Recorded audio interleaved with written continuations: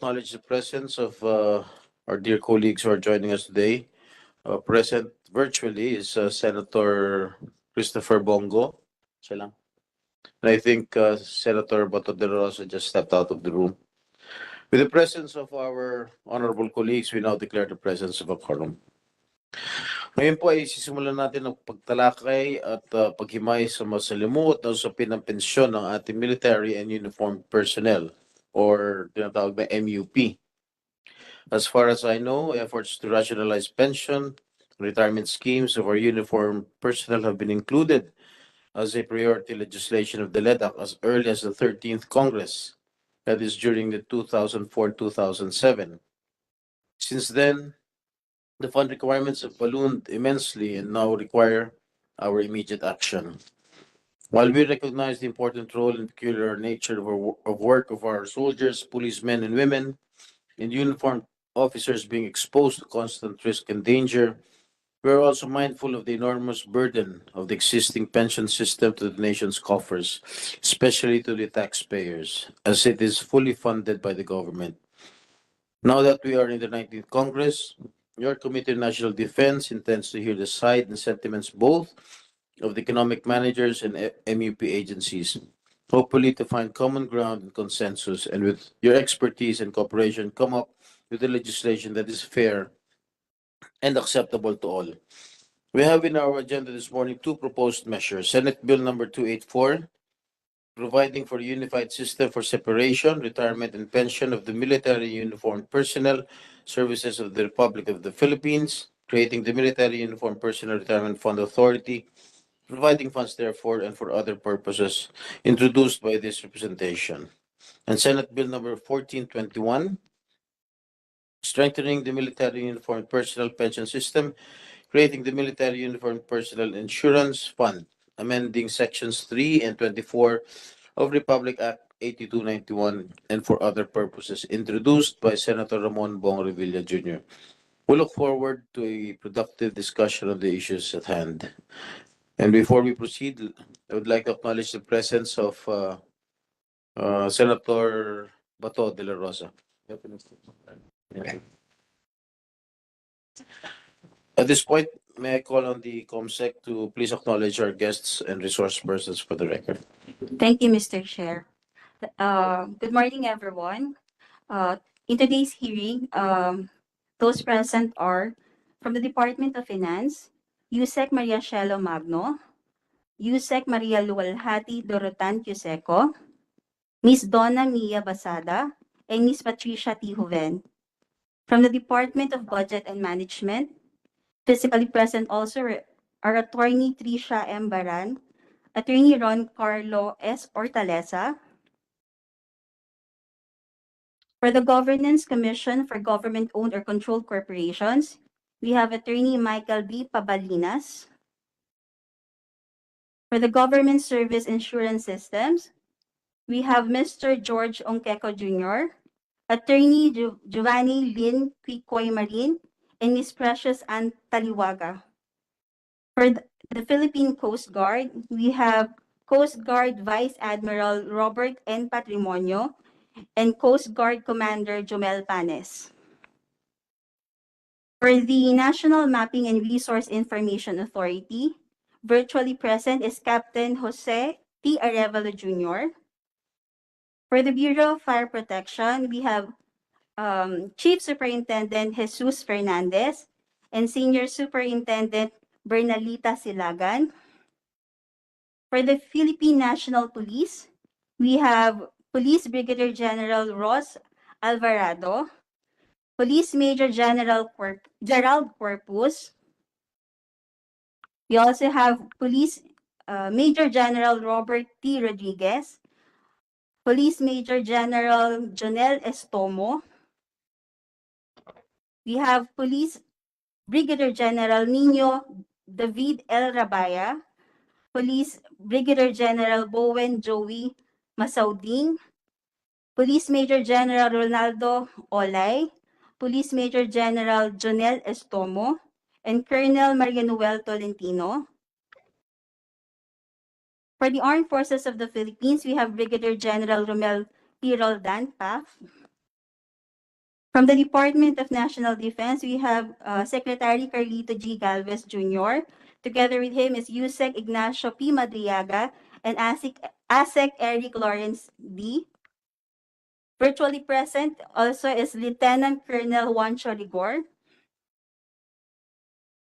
For the Bureau of Jail Management and Penology, we have Jail Chief Superintendent Ruel Rivera, Jail Senior Superintendent Filipinas Fulgencio, Jail Senior Superintendent John B. Montero. We also have Jail Chief Inspector Gerald Francis Orias, Jail Superintendent Michael Angelo M. Caceres, Jail Senior Inspector Melka Quispe. For the Bureau of Correction, we have Yusek Gregorio Pio Katapang Jr., Director General. Also present is General Alpereras. For the Department of Transportation, we have Attorney Cherry May Paliquit. From the Department of Justice, we have Senior State Counsel Bernadette Ongoko. For the Bureau of Treasury, we have Treasurer Rosalia V. De Leon. For the Bureau of Internal Revenue, we have Mr. Scranton Orculio, virtually present. For the National Economic and Development Authority, we have Yusek Crystalline Tan Uy, Assistant Secretary Sarah Lynn S. Daway Ducanes, and Attorney Rayan Reposar. For the Department of Interior and Local Government, we have virtually present is Attorney Gina Wenceslao. Physically present are Yusek Juan Victor Llamas and Yusek Oscar Valenzuela. We also have virtually present is ASEC Esther Aldana. For the Department of Environment and Natural Resources, we have Attorney Lester Joseph Kaliwara virtually present. We also have for the Philippine Veterans Affairs Office, virtually present is Yusek Reynaldo B. Mapagu, as well as Attorney Rolando D. Villaflor. That would be all, Mr. Chair. Thank you, Comsec. For the record, your committee is in receipt of the position papers from the following agencies: Philippine Coast Guard, Philippine Veterans Affairs Office, Bureau of Corrections, Bureau of Jail Management and Penology, Bureau of Internal Revenue, Bureau of Fire Protection, and the Governance Commission for GOCCs. And I enjoin other agencies to submit their respective position papers. In the interest of time, you need not read the entire text, your position papers, but simply highlight the main points for the committee's consideration. All right, the order of presentation will be first, the economic managers, represented by the Department of Finance, Department of Budget and Management, National Economic and Development Authority. Number two, Department of National Defense or the Armed Forces of the Philippines. Number three, Philippine National Police or the DILG. Number four, other MUP agencies like the Philippine Coast Guard, Department of Justice, Bureau of Corrections, BJMP, and BFB, Bureau of Fire Protection, National Mapping and Resource Information Authority or the NAMRIA, and Philippine Veterans Affairs Office. Number five, the government GSIS. Number six, the Governance Commission for Government-Owned and Controlled Corporation, BIR. Okay, let's start first with the economic managers from Department of Finance. I understand you have a short presentation. Thank you, Mr. Chairman. Again, magandang umaga po sa inyong lahat. Opening statement, Mr.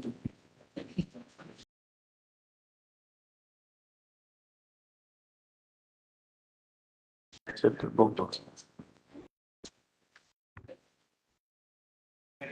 All right. Salamat, Mr. Chair. So again, magandang umaga po sa inyong lahat. Chairperson Estrada, Senator Bato, the honorable members of the members joining us virtually, and colleagues in government. Thank you for the opportunity to present the real state of the military and uniformed personnel pension system. And for this, we earnestly seek your support to move this reform agenda forward. Before we present our 4-point reform, we will provide an overview of the current MUP pension system and the structural issues that contribute to its unsustainability.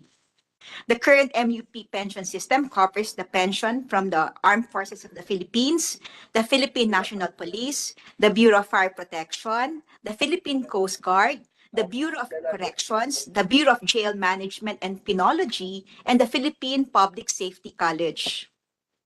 There are 4 relatively unique features of the MUP pension system.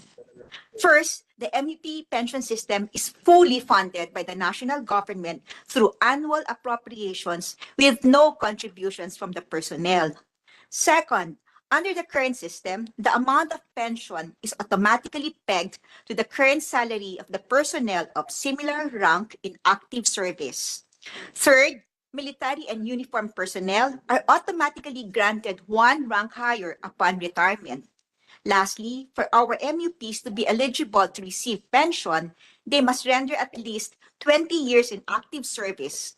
For instance, suppose one starts, he serves at 20 years old, Master Sergeant 1 can already receive monthly pension at 40 years old if he avails of an optional retirement. These structural variables, which have been going on for years, make the whole pension system highly susceptible to shocks and is fiscally unsustainable. In the current system, MUPs have no vested rights to their pension prior to actual retirement. Pension benefits and adjustments are granted as gift under full discretion of national government without vested ownership of military and uniformed personnel. Pension benefits and increases are unpredictable. Dependence to full government funding makes pension system susceptible to economic and fiscal downturns, which creates an unstable and unreliable benefit system for MUP and their dependents. The pension system is unsecured. The current design features pose serious threat to sustainability of the system, placing future generations of MUP and their families at risk. Because of this system, the funding requirement of the MUP pension has been growing at a fiscally unsustainable rate. According to an actuarial study that the GSIS conducted in 2019, the MUP pension system's unfunded liabilities is estimated at 9.6 trillion pesos if the current structure prevails. This represents around 53.4% of the country's GDP in 2020 and does not yet include funding requirements for those who enlisted after the study was conducted. The threat that the government will be unable to meet its pension commitments or improve the country's defense posture is real. We are already spending significantly more on pension liabilities than on keeping our military and uniformed services safe, competent, and in fighting shape. The chart shows the total spending for maintenance and other operating expenses, as well as capital outlays in dark blue bar and spending for the MUP pension in red bar.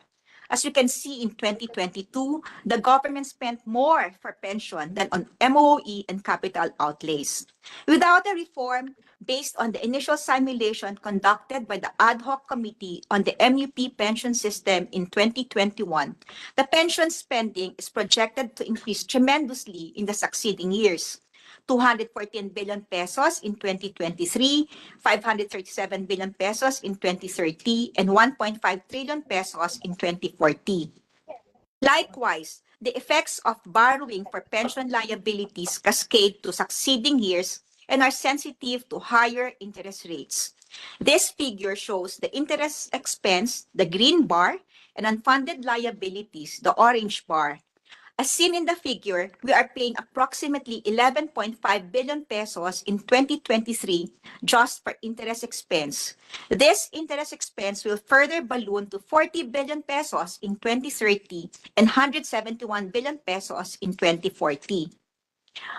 Our 4-point MUP pension reform is anchored on 2 key principles. First, the pension security and predictability. And second, our investment in peace and national security. First, we must establish a strong, sustainable, and robust social protection system that all MUP can rely on in old age. The proposed MUP pension reform aims to establish a strong protection system that can provide a dignified post-retirement income that MUP retirees can rely on in their old age. Enhancing the financial sustainability of the MUP pension system is key to ensuring that the state is able to honor its future promises to retirees and their dependents. This is only possible if we have a robust, well-functioning, adequately funded, and resilient pension system that can withstand emerging risks and financial vulnerabilities. In this way, we can secure the pension not only of current retirees, but also of new entrants and active MUPs. Second, the pension reform is an investment in peace and national security. We understand that peace, order, and security are preconditions for the country's development. Hence, the state is committed to investing in the welfare of our nation's primary defenders from the moment of entry into the service until their old age. This requires a balance between investments in a modern defense system for our active defenders and a reliable, dignified, and stable social safety net for MUPs in their old age. For the coverage, we propose that the proposed MUP pension reform shall apply to all active personnel and new entrants. Second, we propose to shift how the pension of retirees are adjusted to ensure that the pension benefits adequately covers the needs of the MUPs. Under our proposal, the pension of MUPs are now subject to periodic review. This instills predictability in how pension benefits are adjusted. Third, we propose to institute a minimum pensionable age of 57 years old. Fourth, we also propose that those in active service and new entrants be required to contribute a portion of their monthly compensation to the MUP Trust Fund to finance their pension and additional benefits such as the increased disability pension and life insurance. In developing these reforms, our primary consideration is that the new pension system is first adequate to provide for a reliable source of post-retirement income and social safety net that can address the needs of MUP retirees in their old age.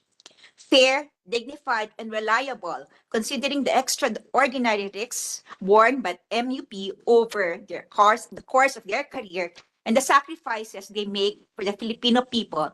And third, financially sound, robust, and sustainable over time, allowing the state to secure pensions for current and future retirees and their dependents without crowding out financial resources for a modern defense system the country's development needs. In the spirit of cooperation, the economic team has and will continue to engage our military and uniformed personnel and stakeholders in shaping this reform. As agreed during the May 8 small group meeting, the economic team will also convene the technical working group composed of the concerned sectors, including the military and uniformed services, to formulate a fiscally sound and acceptable version of the MUP pension reform. The legislature and the military and uniformed services are our crucial partners in transforming the pension system. We ask that we work together to reform the current MUP pension system to guarantee the rapid modernization and timely strengthening of our civil and national defense, the continuous and reliable provision of fair retirement benefits for the nation's primary defenders while ensuring the government's fiscal stability. Together, we can build on this four-point reform to arrive at a reasonable, fiscally sustainable, and robust solution. This is an opportunity for us to leave behind a better system that will redound to the economic security of generations of Filipinos and of the valiant men and women in the service. Thank you, Mr. Chair, and that is for our presentation. Thank you, our National Treasurer. Pareho na kayo. Proceed now with the presentation of the Department of National Defense, if you have any. You have any statement? All right.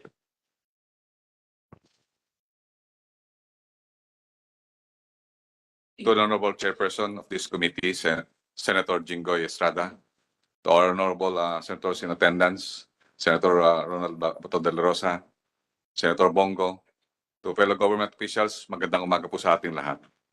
The Department of National Defense recognizes the financial implications of the burgeoning pensions on our military and uniformed personnel. While we fully support the enactment of legislative measures to address the current issues hounding the pension system, the DND and the AP respectfully appeals that the morale and welfare of our soldiers be given due weight in this deliberation, considering that the mere notion of modernizing our pension system, it created already some sort of apprehension. At present, mere discussions of proposals relating to retirement benefits, most especially the imposition of the pensionable age, has already affected the morale and caused uneasiness, not only from within the active ranks of the armed forces, but even from our veterans and retirees. As pointed out by J1, General Romel Roldan, during our previous meetings, and also your honors, we have went to Fifth ID, and we have some sort of discussions with the personnel and the commanders, the Commander Nolcom, and also the commander of Fifth ID, and all the personnel in face-to-face and BTC. We anticipated that around 70 to 80% of our enlisted personnel eligible for optional retirement will gonna retire kasi ang gusto nila sir i-avail na po nila yung pension system ng current system kasi yung apprehension po ng new possible new MUP law magkakaroon po ng implication sa kanilang tinatawag na yung retirement nila sa optional retirement. Ito po yung mga naka 20 years na po sa serbisyo to avail the same given the uncertainty of them immediately receiving pensions upon retirement should the system be overhauled. So it is possible we would want to appeal to our honorable senators that we should really look on the possible middle ground that we can really see that the moral welfare of our people will be taken care of. During our discussion, there is no problem if the system will be given to the new entrants. They all unanimously agree. But in the four presentation and even the 7 areas, including the lump sum that will be given will be reduced from 36 months to 18 months. There are some adverse reaction. If this is still financially impossible, we are very amenable and open to modifications in the system so long as these are fair and equitable to the military and the MUP, and also it is based on the financial soundness or scientific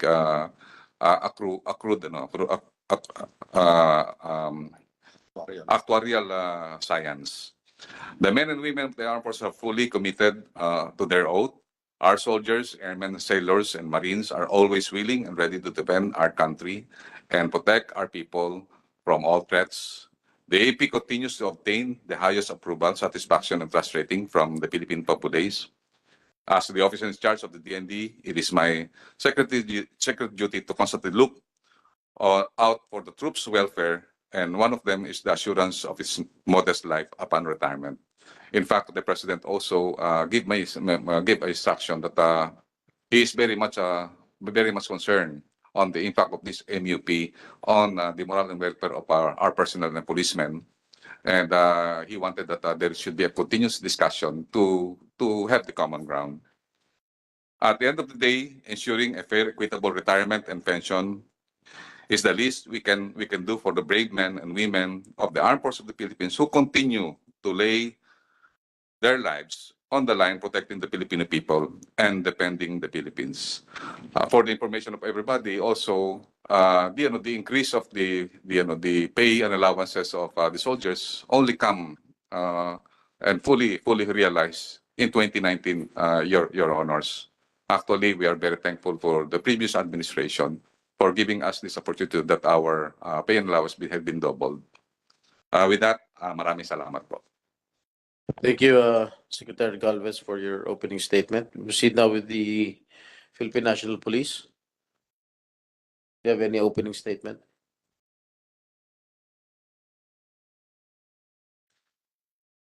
Honorable Senator Jinggoy Ernesto Estrada, Chairperson, Committee on National Defense and Security, Peace Unification, and Reconciliation. Senator Ronald Bato de la Rosa, sir. Senator Bongo, to the distinguished members of the Senate, fellow public servants, a pleasant morning to all. I'm Police General Brigadier General Ross Alvarado, the Acting Deputy Director for Controllership. At the outset, and in behalf of the men, women, and officers of the PNP, I would like to extend my utmost gratitude for inviting us to this hybrid joint public hearing on the proposed military and human personnel pension reforms law. Such invitation manifests your valued recognition and having all the stakeholders participate in the discussion of this contentious matter. Relative thereto, the PNP expresses its support for the immediate passage of this legislative measure, as this would ensure the fiscal viability of government pension funds. The DILG has also directed all the bureaus and its attached agencies to submit their respective positions on the 4 features of the proposed MUP reform law. Hence, the PNP submitted a letter dated May 3, 2023, addressed to the Secretary of the DILG, the Honorable Attorney Benjamin D. Abalos Jr., stipulating the PNP's position on the following 4 important issues to it. A, applicability of the law, whether or not the proposed bill should apply to both new entrants and active personnel. B, on the proposed pensionable age, whether or not MUPs receive their pension at 56 years old, regardless of the number of years in the service. C, on the mandatory contributions for active personnel and new entrants, similar to the GSIS pensioners. And D, automatic indexation, as to whether there will be no automatic indexation of pension to the salary of active personnel of similar rank. Thus, upon careful perusal of the applicable laws and taking into consideration the importance of the retirement and pension reform system, the PNP has propounded that on all the 4 issues, our position is that the proposed bill should apply to new entrants only, in line with the principle of prospectivity of statutes and non-diminution of benefits. This is further so considering that MUPs are not like any other government employees whose services are required or on call 24 hours a day. Lately, on May 8, 2023, a small group meeting was held at the Legazpi Ballroom, Makati Diamond Residences, being organized by the Presidential Legislative Liaison Office to discuss the proposed bill on the MUP retirement and pension reform system. During the meeting, the following 7 key reform proposals of the MUP bill were then presented by Ms. Rosalia Vidillon, the National Treasurer. A, the reform to apply to all active personnel and new entrants. B, adjustment of pension benefits by up to 1.5% within a given year, subject to evaluation of economic conditions and actuarial life of pension fund. C, MUPs start receiving the monthly pension at 57 years old. D, mandatory contribution for active personnel and new entrants that will ultimately inure for their benefits. E, MUPs to receive immediately upon retirement a lump sum equal to 18 months of the monthly retirement pay regardless of age at retirement. F, all contributions and proceeds from assets shall accrue exclusively to each MUP agency's own trust fund. And G, separate trust fund committees shall be established to govern the funds. The National Treasurer also recommended during the meeting for a revival of the technical working group for the MUP retirement and pension reform system under the PLLO. In view of this development, it is then imperative that the PNP will also undertake a supplemental review and revisiting of its position on the proposed MUP reform bill. The PNP Technical Working Group has been reactivated and tasked to conduct an in-depth review focusing on the 7 key features of the proposal and for the subsequent issuance of resolution stipulating the PNP's official stand on the matter. Rest assured, sir, that the PNP will immediately submit a supplemental position on this significant piece of legislation. Thank you, sir. And maraming salamat po. Thank you, General Alvarado, sir. Alvarado, sir. Alvarado. Opo. Okay. Proceed now with the Philippine Coast Guard. Thank you, Honorable Chair. Thank you, Senator Jingo Ejercito Estrada, sir, and Honorable Senator Ronald Bato de la Rosa, sir. The Philippine Coast Guard understands a need for a more collaborative retirement system for all military and uniformed personnel, which seeks to ease the burden of the annual national appropriation and rationalization and rationalize the existing retirement and pension scheme. With this, the Philippine Coast Guard is amenable to proposed changes in the pension system, and after a careful review of the measures being presented while taking into consideration the sentiments of our personnel, the Philippine Coast Guard wishes to convey our position on each reform proposal. On mandatory contribution rates, the Philippine Coast Guard would like to express that we are amenable to a mandatory contribution rate of 5% based on base pay only and not on the gross monthly compensation as proposed. This is in consideration that MUPs have other equally important expenses, particularly providing family support and not to discount their daily personnel needs when they retire. On retirement and pension age, the compulsory age of retirement should still be at 56 years old or 36 years in the service, whichever comes later, and maintain the existing optional retirement of 20 years of satisfactory active service with outright pension upon retirement. Undeniably, military and uniformed service is intensely physical and stressful that observes a 24 hours and 7 days work period away from their families and loved ones most of the time while they are in active service. Retirement at age 56 means that they are given some time to enjoy their family to recompense for their absence while serving our country. On the coverage and applicability of the unified system, minor revisions on the existing pension scheme shall be implemented on active members. Drastic changes on measures should be avoided so as not to violate the principle of non-diminution of benefits as guaranteed under the Constitution, and at the same time maintaining the morale of our Philippine Coast Guard uniformed personnel.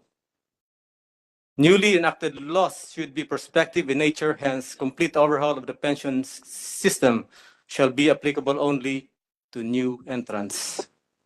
On automatic indexation, the Philippine Coast Guard agrees to the removal of automatic indexation provided that there shall be regular pension review and adjustments based on inflation or at 5%.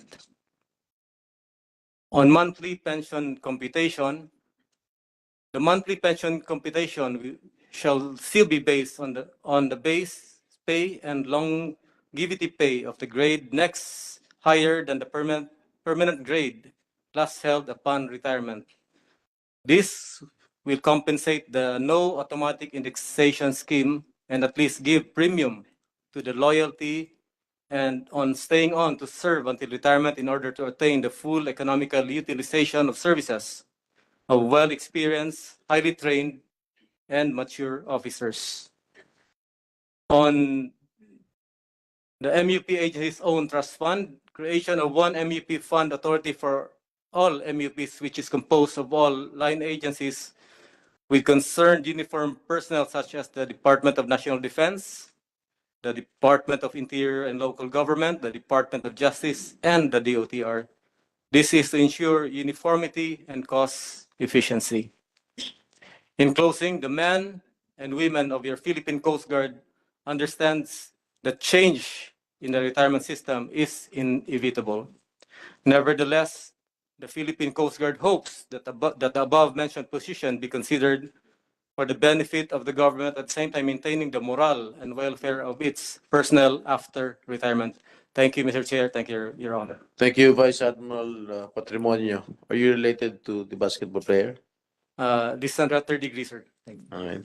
Okay, proceed now with the BJMP.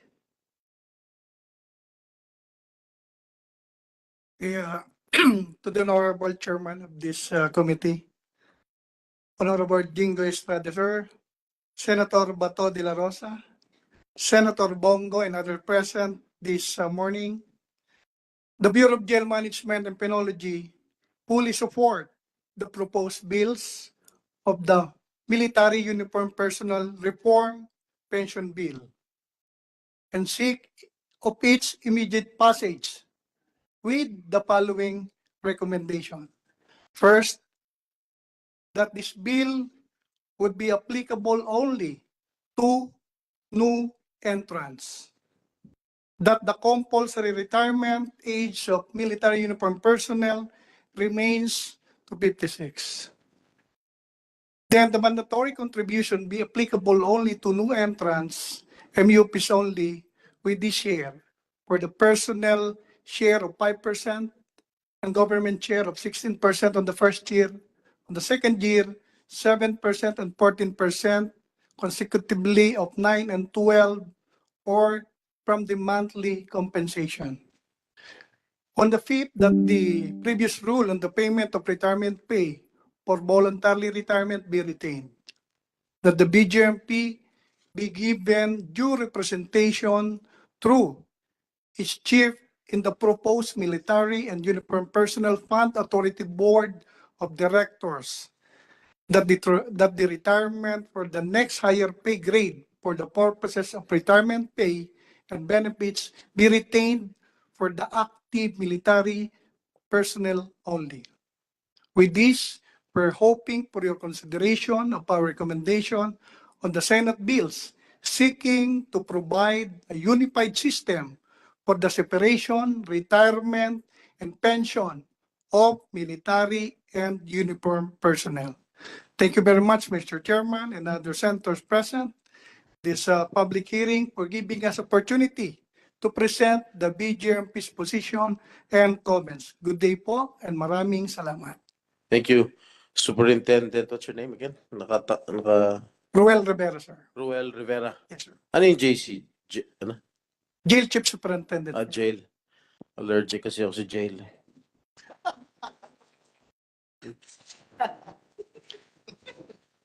So, Bureau of Fire. Thank you, Mr. Chair. To the Honorable Committee on National Defense, headed by the good Senator Jinggoy Estrada, sir, to Senator Bato de la Rosa, to Senator Bongo, and other members of these legislators present, good morning. I'm Chief Superintendent Jesus Fernandez, and I'm tasked to speak today on the legislative proposals on behalf of the Bureau of Fire Protection. Reforms on the retirement system of the MUP had long been endeavored by several past Congresses. However, due to the intricacy of the issues, the vastness and depth of its impact, and the sensitivities on the retirement particulars of the system, resolutions has never been achieved. The result of the persisting ballooning pension cost up to this date, as a former Senator Franklin Drilon said during one of the committee hearings in the 18th Congress, the Congress must propose reforms that will produce the least sensitivities to the retirement benefits of the MUP. The Bureau of Fire Protection fully understands the urgency of the reforms, emphasizes on the imminent ballooning of the pension funding requirements. While we subscribe to the noble intents of the proposals, we seek to buttress a balanced contemplation between two government interests in issue. One, an adequate remuneration for our military and uniformed personnel for their services. And two, the adjustment of such benefit to ensure sustainability of government funds. We submit that it is the general position of the BFP that the reform should only be applied to new entrants. First, the benefits bestowed to MUP personnel under Republic Act number 6975, 9263, and 8551, and other relevant laws, decrees, and issuances should apply to those who entered the service during the effectiveness of these laws. One of the major considerations why active MUP personnel entered the service is the retirement package of the for MUP personnel. Second, retirement laws are social legislations. The objective of the retirement laws is primarily to provide for the retirees' sustenance and hopefully even comfort when he no longer has the capability to earn a living. Third, to amend existing retirement benefits being enjoyed by active MUP personnel is to violate the principle of diminution of benefits. To emphasize, the existing retirement benefits were unitarily given by the government to active personnel when they entered the service by virtue of the aforementioned laws and were not consistently applied since the effectivity of these laws. Fourth, the existing retirement laws of the MUP were enacted into law in recognition of the peculiar mandates of military and uniformed personnel, which differs from civilian services. They are constantly exposed to environmental, psychological, economic, and political risks and hazards on significant levels. Thus, their retirement benefits are regarded as gratuity for their personal services for the government. As for our comment on the specific changes on the retirement particulars being proposed by subject Senate bills, we already submitted our position paper containing the provisions we were amenable and not amenable, Mr. Chair. Thank you and good morning.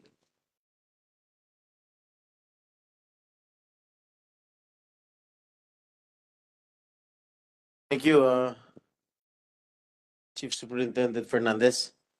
Right. Proceed now with the representative of the Bucor.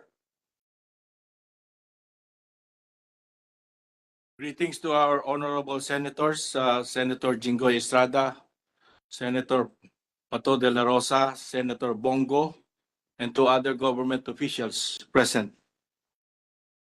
The Bureau of Corrections is a new member of the Uniformed Service by virtue of Republic Act RA 10575, Bureau of Corrections Act of 2013, which was approved last 24 May 2013 and took effect on the same year after its publication as required under the law. To date, the Bucor uniform personnel have no approved separation, retirement, and pension plan. Its retirement and separation benefit system for uniform personnel was duly reviewed by the DOJ and endorsed to the DBM or Department of Budget and Management, but was withdrawn in anticipation of the passage of a new law, which is we are now taking up. The Bucor fully subscribes to the intent and spirit of the proposed bills as it gears toward sound fiscal management and sustainability of NUP separation, retirement, and pension system. However, there are provisions in the proposed law which Bucor have some reservations. Number one, as regards the age requirement of 65 years old and the 30 years of satisfactory active service requirement, the attainment of 65 years old or the accumulation of 30 years of satisfactory active service, whichever comes later, should constitute the compulsory retirement of the NUP. As to the proposed establishment of the NUP Fund Authority that will handle the government or govern the funds, a separate trust fund for each agency must be established to govern these funds. It is recommended that all contributions and proceeds from the assets shall accrue exclusively to each NUP agency's own trust fund. The Bucor's position is for the creation of a non-appropriated fund for Bucor Uniform Personnel Retirement Plan, patterned after the United States Army Non-Appropriated Fund Employee Retirement Plan. Under this NAF retirement plan, Bucor personnel would contribute certain percentage of their salary to fund the retirement. The contributions of Bucor personnel and the Bureau's contribution will be deposited in a Bucor's NAF Retirement Trust Fund, and those funds will be invested by the trust and used to pay the retirement benefits of Bucor personnel when they retired.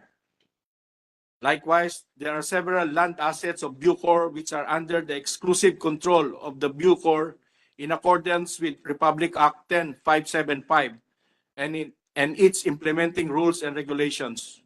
Under the law, Bucor has absolute authority to design, develop, formulate, and implement land use development plans and policies, and these real properties of Bucor shall be used as means to promote sustainability, both income and non-income generating programs. Portions of the proceeds thereof may be used to finance the livelihood program that will be beneficial for Bucor's personnel in sustaining its retirement plan, which is established in accordance with the proposed Senate bill. As regards to other provisions of these proposed bills, Bucor leave it to the sound judgment of this honorable committee.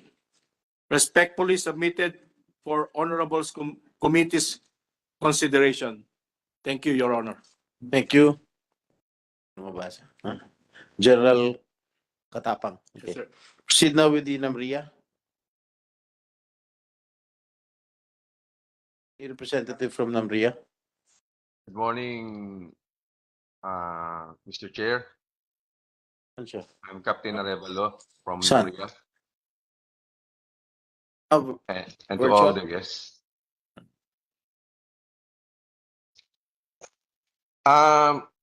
We have some comments on bill that provide a unified system for separation, retirement, and pension of the military and uniformed personnel. Namria supports the proposed measures with our comments summarized as follows. For its applicability, the uniformed Can you personnel please turn on your video, Mr. Arevalo?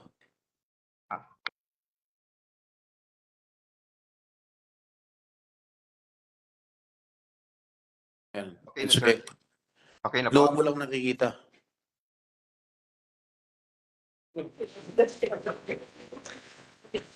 Focus mo naman. Yan.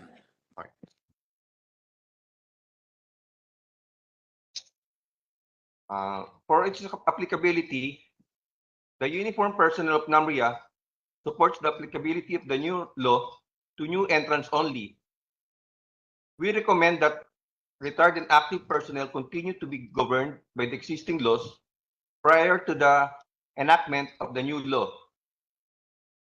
On its retirement age, Namria does not object to the adjustment of compulsory retirement to 65, since the nature of work for hydrographers has changed over time.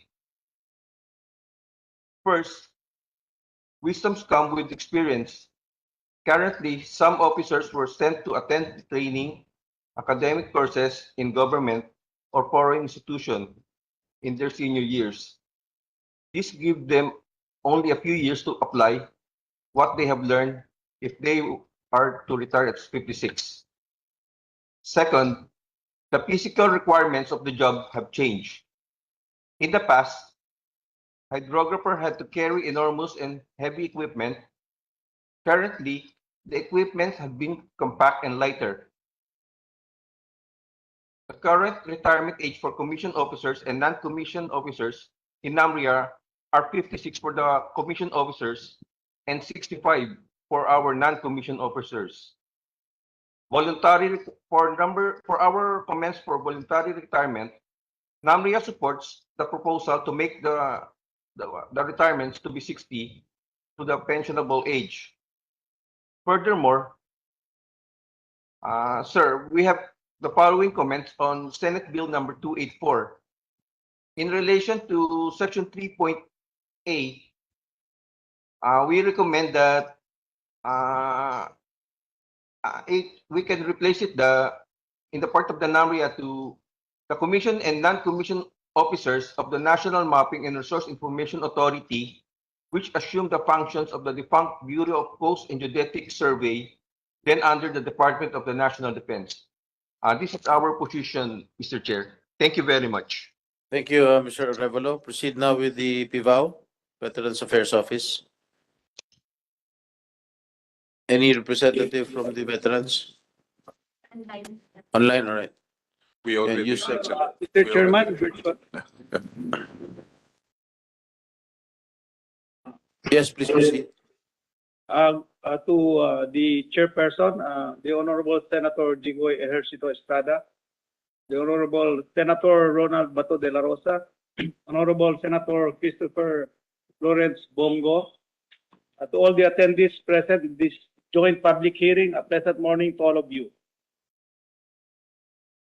May I manifest our position on Senate Bill number 248 as well as Senate Bill number 1421. I first state that the Constitution mandates the state to provide funds for the immediate and adequate care, benefits, and other forms of assistance to war veterans and veterans of military campaign, their surviving spouses and orphans as mentioned in Article 16, Section 7 of the Constitution. This constitutional provision not only ensures sufficient and adequate pension benefits to our veterans, their surviving spouses and orphans, but also its sustainability and continuity. The Philippine Veterans Affairs Office understands that reforms on the MUP pension system should be further studied and evaluated to achieve a sound, fair, and effective retirement pension system for the welfare and well-being of the men and women in uniform. And PIVAO supports a new pension scheme that covers the new entrants. And we recognize that the government is continuously pursuing initiatives in the economic recovery brought about by the pandemic. Hence, a viable and optimal financial solution and strategic measures to support the MUP pension system must be taken into consideration. And with that, we support the position of the Secretary of National Defense as regards the MUP pension system. Once again, good morning and God bless us all. Thank you, Yusek Mapago. Before we proceed with the other agencies, I think Senator Bongo wants to say something. Senator Go? Yes, sir. Salamat po, Mr. Chair. Mr. Chair, dear colleagues and all the resource persons in attendance, good day to all of you. May I just share a few thoughts on the bills included in the agenda today. Mr. Chair, I would like to put into record that I have been always been supportive of our uniformed personnel even before I became a senator. Their unparalleled service, bravery, and heroism should be truly commended and reciprocated. Buhay po ang isinasakripisyo nila para mapanatili ang seguridad ng bansa. Iba po ang sakripisyo nila dahil buhay po ang nakataya dito. It is for this reason that I assure every uniformed personnel that I will only push for or support any measure that will be for the betterment of our uniformed personnel. Kahit isang boto lang po ako dito, palagi kong ipaglalaban kung ano po makakabuti sa mga nagsiservisyo sa bayan. Nabanggit po kanina ni Secretary Galvez what is fair and equitable lang po sana. Let me be clear, naintindihan ko po ang concerns ng ating mga finance managers. Galing rin po ako sa executive noon. Talaga nababahala yung DOF, budget, nababahala sila pag kulang yung pondo, pag nagkakaroon po ng problema na po sa pondo, sila po ang parating inaatasan ng presidente, maghanap ng pondo, saan kukunin ito. Naintindihan ko po ang trabaho ng ating finance managers. We all want to address the ballooning pension requirement and prevent a looming budget disaster. Pero para sa akin, Mr. Chair, wag sana itong gawin at the expense of the military and all uniformed personnel na nagbubuwis ng buhay at nagsasakripisyo. Ibahin po natin ang pagkonsidera sa kanila. May exemption naman po. Dahil sa totoo lang po, iba po ang trabaho nila. Buhay po ang tinataya nila para mapanatili ang seguridad ng ating bansa. Konsuelo na po sana sa ating military at uniformed personnel. With all due respect, maghanap na lang po tayo ng pondo, na ibang pagkukunan ng pondo. Kaysa galawin natin ang natatanggap ng active service at obligahin sila na magbayad ng mandatory contributions o ibahin ang pension na matatanggap nila. Wag naman po sana. Ayusin natin pwede naman po sana, ayusin natin yung pagkukolekta ng buwis. Maaring may pagkukunan pa at siguraduhin natin na walang mapunta sa korupsyon. Tanggalin natin ang korupsyon sa gobyerno. Siguraduhin natin na walang mga under the table at paghusayin po ang pagkukolekta ng mga buwis. I urge the BIR, the Bureau of Customs to collect taxes and customs duties properly and more efficiently. eliminating corruption in government should be enough to cover for the pension requirement. We can also impose higher taxes on luxury goods dahil mayayaman naman po ang bumibili dyan. Pwede pong increase natin yung sin tax. With this, we can also protect the health of our people. Mr. Chair, tinaasan natin ang sahod ng uniform personnel noong panahon ni Pangulong Duterte. Dinoble po ang sahod ng entry-level positions. Pinaghirapan natin ito noong 2017. Na-implement po ito ng 2018 sa tulong po ng mga kasamahan natin sa Kongreso. Ako mismo po ay kasama doon na pinaghirapan natin to at makumbinsi ang mga kasama natin sa Kongreso. At ako po mismo inatasan na makipag-usap sa mga mambabatas noon. Dahil yan po ay pinangako ni dating President Duterte. At natupad po yung kanyang pinangako. Kaya hindi po ako susuporta kung masasayang ang pinaghirapang dagdag sahod na yon. Huwag naman po natin sanang itratong bigay-bawi. Pinasarapan natin sila, ngayon babawiin natin.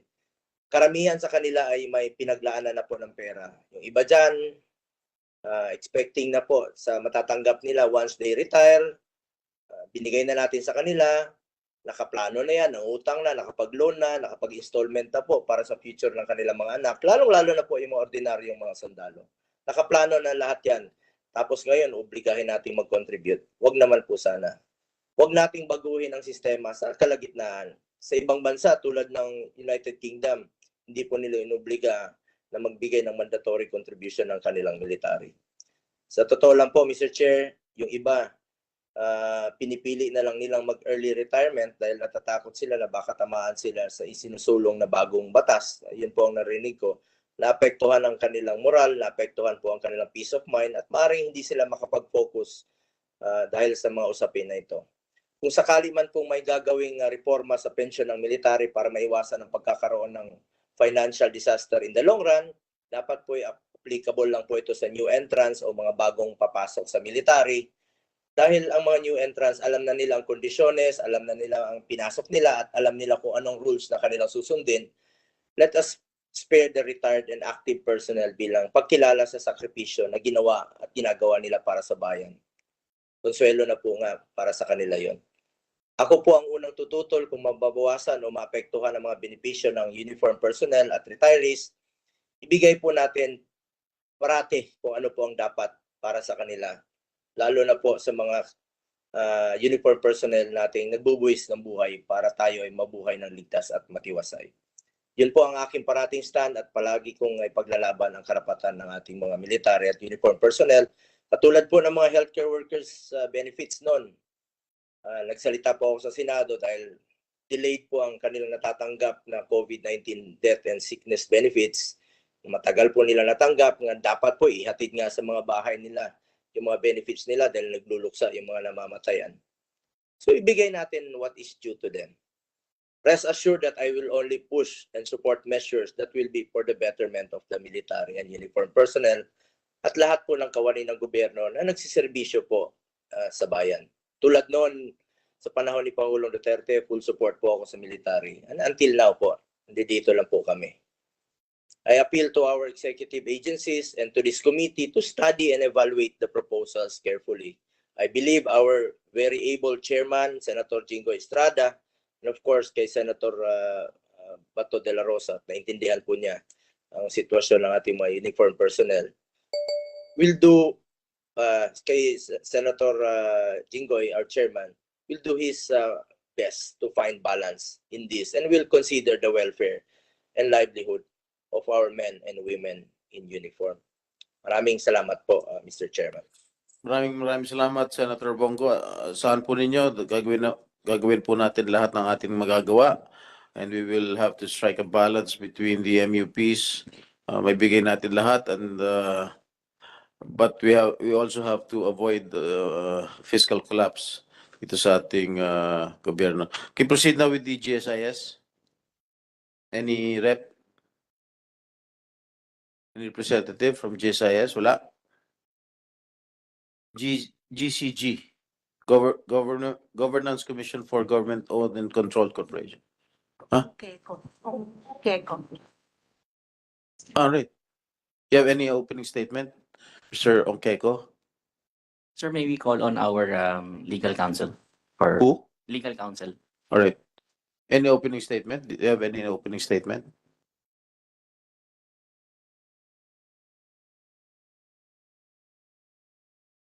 Good morning, Honorable Chairman of the committee and Honorable Senator De La Rosa. On behalf of our PGM, Week Biloso, I'll be presenting our position briefly regarding the MUP bill, and we thank this committee on inviting the GSIS to shed light on this MUP bill. The GSIS has been working with the good treasurer, Lea De Leon, for almost 10 years now to come up with a sustainable pension system for the military and uniformed personnel. For the two bills, we note that the bill of the good Senator Estrada advocates for a independent entity to manage the MUP fund. We prefer this mode of management of MUP fund since the MUP retirement system is very much different from the GSIS. Although the bill of the Honorable Senator Revilla calls for the GSIS to manage the MUP system, but with a separate insurance fund. We also support such bill, but it would be better if a separate entity will manage this fund to make it more. Bakit hindi nyo kaya, GSIS? Why not a separate entity? Well, we can manage the system. For example, we have been managing the retirement fund of ordinary regular government employees, but the MUP bill, for the military, actually before the military used to be handled by the GSIs also, but the retirement scheme is such different. Retirement age, for example, they are not non-contributory. And of course, benefits are more liberal than the ordinary government workers. But we can manage, and if there will be a separate entity, for example, of the on goods, the bill that will create a separate entity, we can support the MUP by being the trust fund manager in investing these funds, since we have been investing our pension fund also.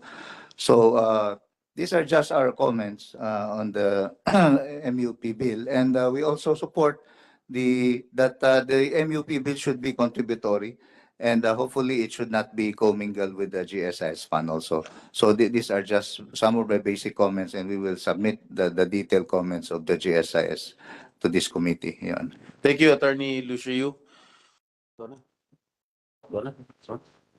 We'll proceed now with Mr. question. Chair, Yes.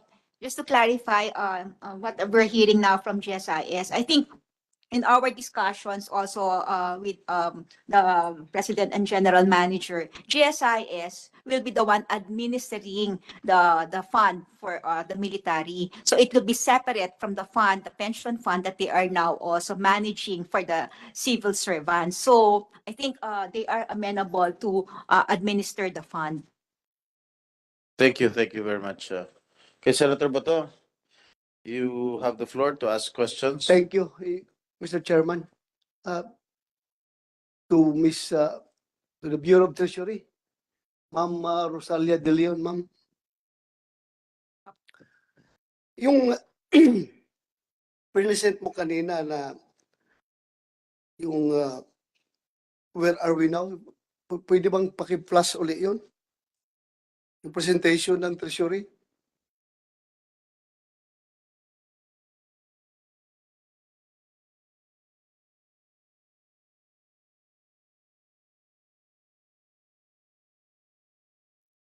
Yung presentation ng kanina, ng economic managers. Yung where are we now because of the current system. Yun. Pakibalik. Yung pie chart, yan.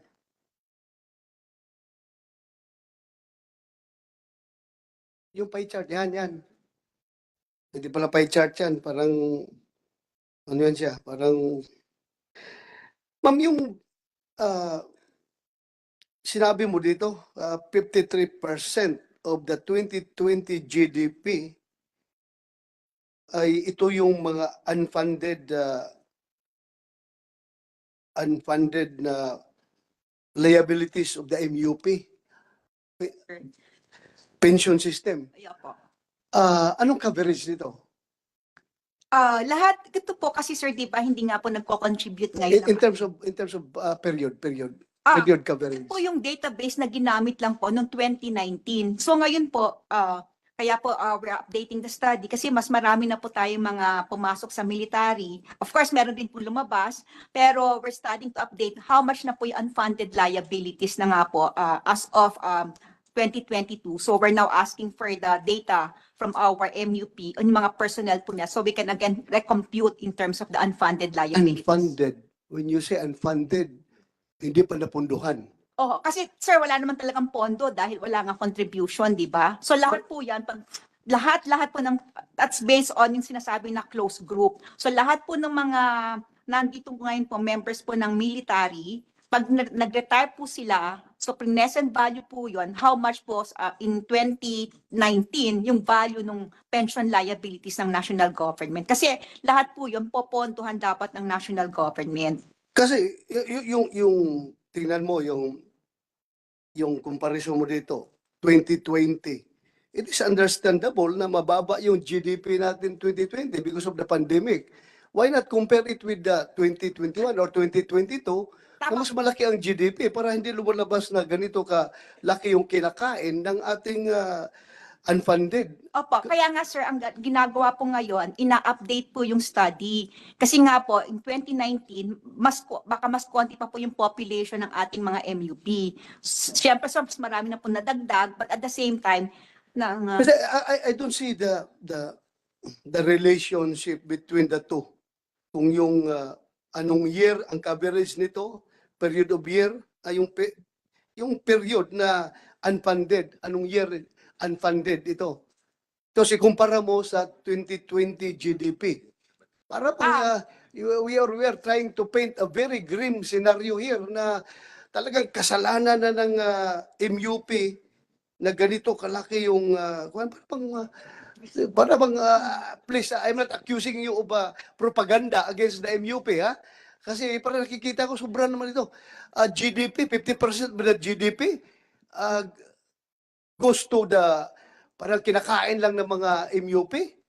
I cannot, please enlighten us para magkakaroon tayo ng, makuha natin yung true picture.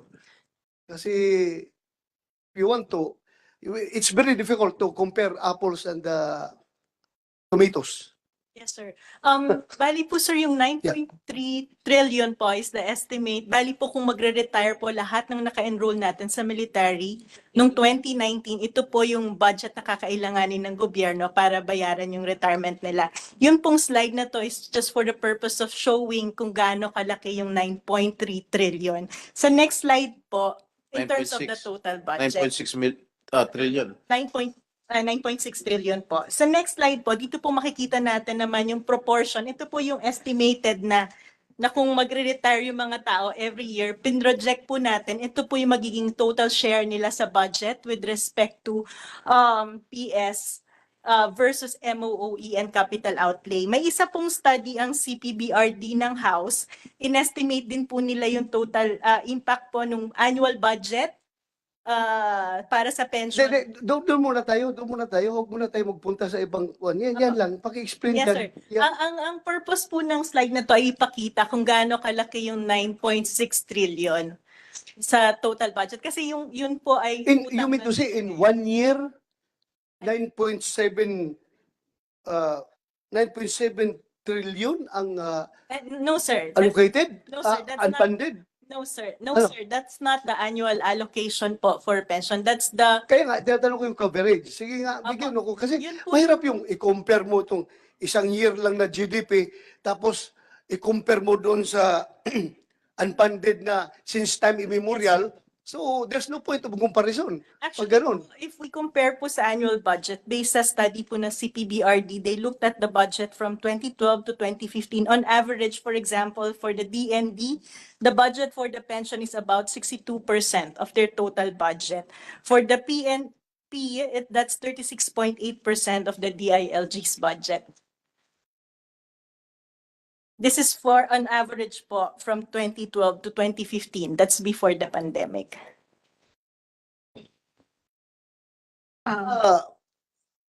Yung may sinasabi ka dyan, ha? Pero ito nga, I I don't want I want to reconcile the fact that itong MUP, the current MUP pension system will result to fiscal collapse kapag hindi ito naayos.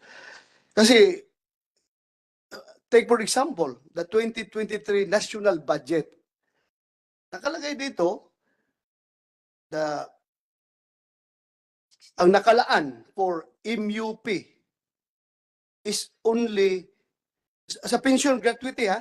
Pension gratuity fund, ha? Vis-a-vis the national budget, only 3% of the national budget goes to the MUP. So ibig sabihin, this 3% can bring the whole, madama yung 97% na budget ng Pilipinas because of this 3%. It will cause fiscal collapse. Yung 3% na ito, madadama yung buong 100% of the national budget. Parang ganun ba? Ganun nga pagka ganun na analogy. Forgive me, ha? Forgive me. I am not an economic manager. I don't know how to do economics. I don't know how to do finance. All I do is to fight the enemies of the state. Yun lang po ang alam ko. Lumaban at magpakamatay para sa bansang ito. Kaya pinaubaya namin sa inyo yung paghanap ng pundo para naman forget me. It's not all about me. Senador na ako. Kayang-kaya ko buhayin yung sarili ko. Pero yung makasamahan ko ngayon na hirap bumili ng pag-maintenance ng kanilang diabetes, paghirap-hirap bumili ng panggamot sa kanilang daily existence, ay yun ang dapat tingnan natin, bigyan natin ng pansin. Mahirap kasi pag ganun, para bang pinapalabas natin dito na yung MUP ang dahilan bakit magkakaroon tayo ng fiscal collapse. Please, ituloy natin ito. Let's not do misrepresentations here. Let's not paint a very grim picture para mapapasama yung ating mga military and uniform personnel. For all we know, we cannot be here talking about all these things if not because of these people who put their lives on the line. Baka mamaya nagtatago tayo ngayon sa bunker o saan tayo nagtatago para mag-meeting kung hindi itong mga tao na ito ang nagbigay sa atin ng peace and order. Yun lang po. Klaruhin natin yan kung tama ba yan na comparison or... Sir, may I attempt? Yes po. Di ba po, kamukha rin po sa utang, yung usapin utang, sinasabi po natin, magkano ho ba outstanding debt natin ngayon? Sinasabi po namin, it's about 61% of GDP. So parang sinasabi lang po natin na kung kukumpara nyo po, ganito kalaki po ang ekonomiya ng Pilipinas, gano'n po yung share ng unfunded liabilities na po yun sa ekonomiya ng Pilipinas. So sinasabi nga po natin, 9.6 trillion po, pag present value po natin ngayon, lahat po ng mga babayaran natin in the future na pension liabilities. So yan lang po ang ginagawa naming analogy. Ngayon po sir, yung sinasabi naman pong nasabi na about na fiscal collapse, ang sinasabi lang po natin, kung hindi po tayo a-action ngayon, palaki po ng palaki yung pong pensyon na kinakain ng budget. Hindi lang po kami na-alarma na dumalaki ang binabayad sa pension, mas na-alarma po kami na yung pong pension, mas malaki pa po sa ginagastos natin para sa MOE ng capital outlay ng ating for defense. So, dapat po, tugunan po natin ngayon yun para mas malaki rin po, maibigay na nating share para sa mga military modernization, para sa capital outlays. And at the same time po, alam po natin na sinishrink po natin yung ating fiscal deficit. Kasi nga po, otherwise, mas lalaki po yung inuutang natin to be able to finance. Dahil nga po, again, we go back to the issue na wala pong kontribusyon, wala pong pondong nakalaan dyan. So national government, lagi po ang taya para bayaran po yung pensyon. Yes po, ma'am. Naintindihan po namin yan. In fact, we were talking with the chairman, Senator Jingo Estrada, na sabi nga namin, nag-usap kami, sabi niya, ayusin natin ito. Dahil, damn if you do, damn if you don't tayo dito. Isang pagkakamali ng committee na ito, para dito sa proposed measure na ito, kapag nagkakaroon ng fiscal collapse, dahil nga pinapaboran natin itong MUP, tayo sisisihin ng taong bayan. In the same manner, kapag nagkakaroon tayo ng weak military and uniform component or weak national defense because of a very demoralized soldiers and policemen, Coast Guard and all uniform personnel, dahil pinaboran natin ang economic managers, nag-give in tayo sa kanilang proposal, ma-demoralize ng mga kasundalo at kapulisan natin at lahat ng uniform personnel, tayo rin ang sisihin. Kaya nga, we are nag-iingat kami dito ngayon, yung committee nito, pag-tackle nitong measures na ito. Because kung pakinggan mo lahat ng mga nagsasalita ng military and uniform personnel, lahat ng ahensya ay talagang ang kanilang pakiusap na sana naman pwede yung new entrants lang. Huwag na pakialaman yung retired at saka yung mga active na nasa active service ngayon. Yun ang pakiusap nila para hindi ma-demoralize yung nasa serbisyo ngayon. Pero kung sabi nyo, wala ibang paraan talaga, we cannot avert fiscal collapse. Kung hindi natin pa-contributin itong mga nasa active ngayon, then lahat tayo magsasama-sama nito. Basta importante lang, maintindihan nila kung ano talaga ang sitwasyon para pag bumagsak ang Pilipinas, tayo rin naman masisisi. Tayong citizens ng Pilipinas, masisisi, di ba? So magtutulungan tayo dito. Yun nga lang, ma'am. Thank you for that. Thank you, Mr. Chairman.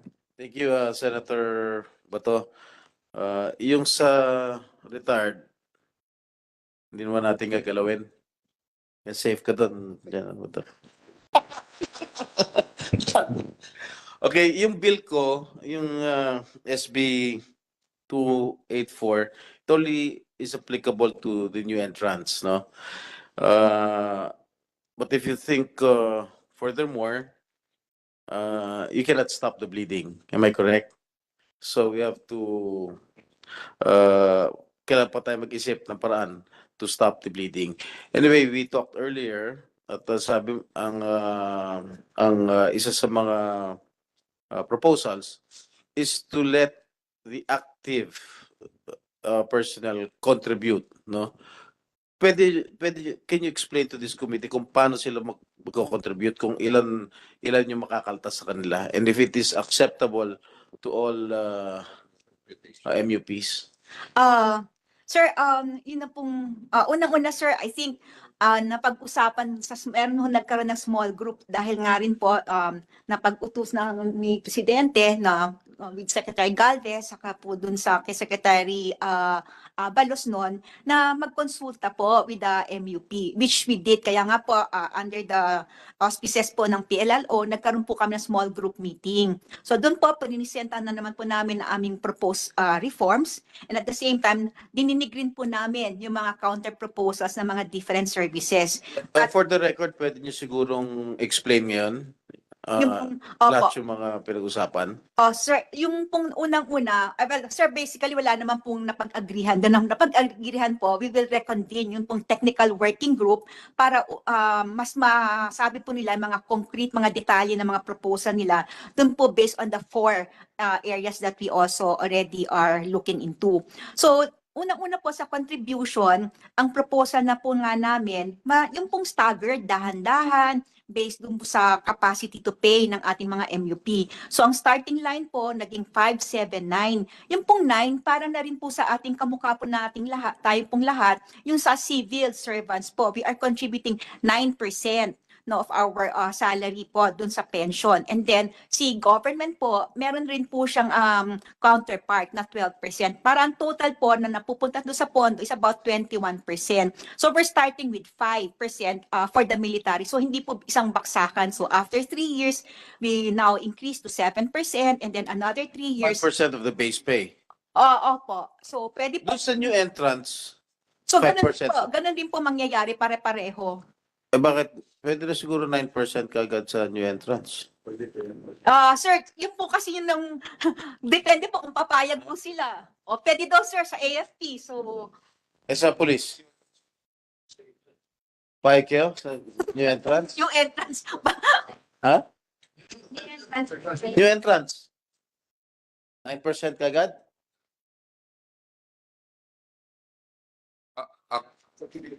Yeah, Sec Galvez. Your Honor, sa ano po namin talaga, even yung mga sundalo, basta kung yung nakikita ng ano ng financial economic team na pwedeng i-apply sir, ang ano nga isa sa new entrance. So kung just in case na talagang ang main intention natin is to accumulate some funds para at least ma-offset yung ano yung exponential growth ng ano ng ating pension fund. Mas maganda siya kasi yung new entrance yun ang ano na po natin so that we can correct it immediately. Baka wala na magsundalo at wala na magpulis. Marami pa rin sir. Ha? Marami pa rin sir. For as long as yung meron tayo tinatawag sir na your honors, yung social contract nila na handun na na when you enter the service, ito na yung agreement natin in terms of your pension.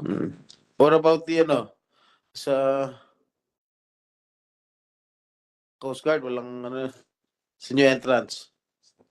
We are aiming, sir, for the new entrance only, sir, 5%, Yes. sir. And 5% hopefully, lang. yes, sir. Ayun yung 9%. Only fixed 5%, sir. Sa new entrance? Yes, sir. Because Bakit? we are also paying our taxes, sir, and automatically, sir, kinakaltas yung tax namin, sir, plus the additional 5%, No, sir. we're only talking about the new entrance here. Yes, sir, for the new Pumapayag na yung AFP tsaka yung PNP. Yes, sir, we concur for new entrance only, sir, 5%, sir. 5% only. Yes, sir. Mm. Maximum, sir. Bucor. Thank you, sir. Senator, first time lang po namin magiging member talaga eh. So, okay po sa amin. Wala pa po kaming retirement and BJMP. retention plan. Sige. Jail. For the BJMP, Mr. Senator, sir, 5% on the first year, 7% on the next 3 New years. entrance? Then 579. sir. New entrance? New entrance. Ayun only. yung straight For the 9%? 579 na. Kailangan gawin natin uniform to.